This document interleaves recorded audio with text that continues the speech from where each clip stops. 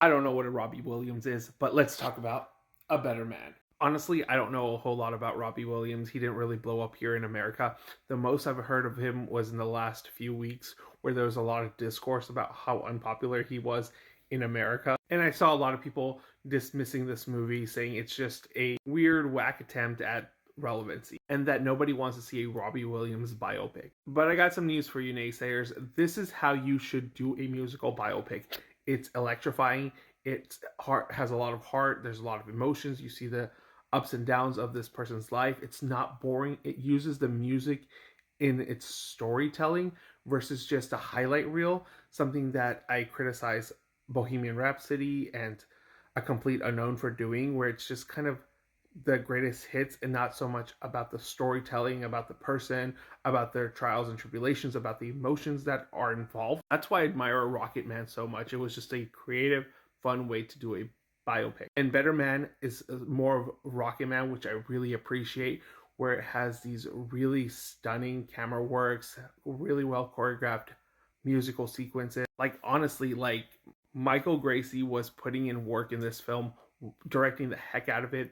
There are some really stunning ways that he used editing to tell the story and like kind of cut back and forth between what was happening to him, what's going to happen to him, and what has happened to him without kind of telling you. It just shows you in clips, and it's just really stunning to watch. There is a whole life sequence that he does with his significant other somewhere halfway through the movie, and it reminded me very much of something like Up. And yeah, you can say this movie follows the same beat patterns as like any other musical biopic or any biopics, whereas the rise to fame and then the eventual crash and then the rehabilitation.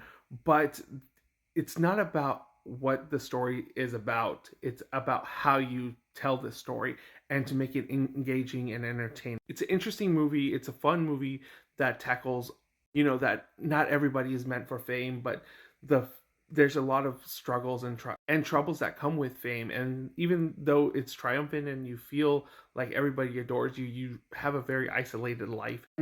But what I love that this movie does really well is the self-doubt.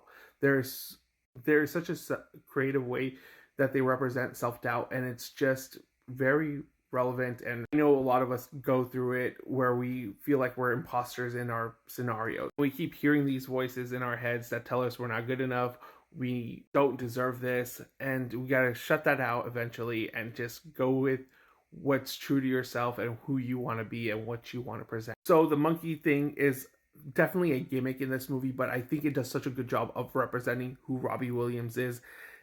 He's such a cheeky man, and he's a troubled man, and he definitely is a not evolved person, but it characterizes him so well. And I got the essence of who Robbie Williams is, and that's a good way to make you engaged and kind of learn more about this person. I'm not familiar with his music, but the soundtrack in here is really good and it's engaging and it really moves the story forward. Again, it's a very well made movie that transcends the genre in a sense. It's fast paced, even though it is north of 2 hours long. It doesn't really feel like that. It's always moving at 100 beats per second. There were a few moments that made me tear up and jerk. There were a few moments that made me tear up in this movie.